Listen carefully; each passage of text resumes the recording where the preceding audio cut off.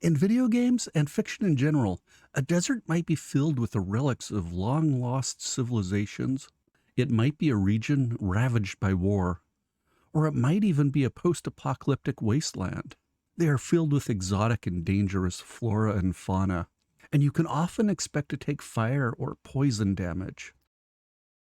Deserts in the real world, despite the image of a barren and lifeless wasteland, are teeming with equally unique, albeit generally less harmful, plants and animals.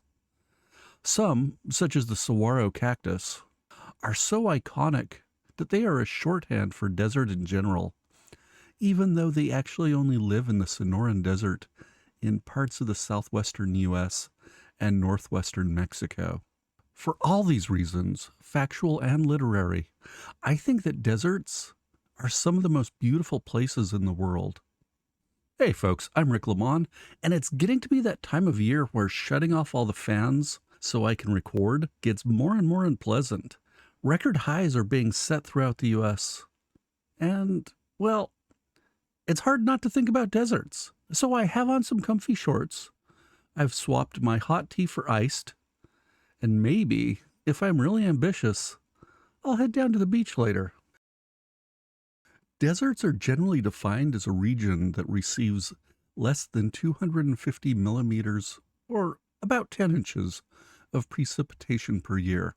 Since a desert is defined by precipitation and not temperature, some places, such as Antarctica, are considered deserts.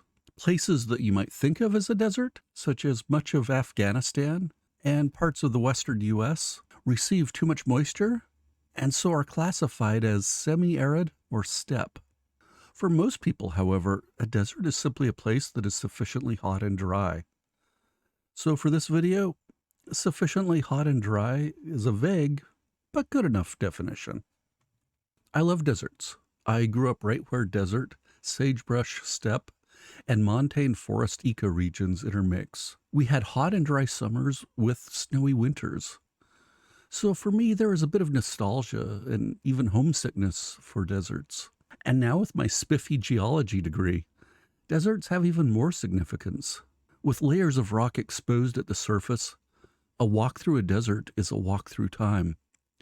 Written in strata of stone, with chapters that span millions of years, deserts are some of the best history books of our planet.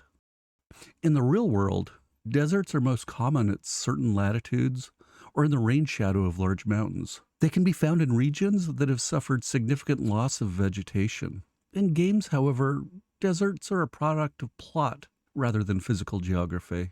Some games are set in a desert simply because the game is based on a real-world war zone, which happens to be at a desert. There, authenticity is the goal. The game world should feel like that corner of the real world.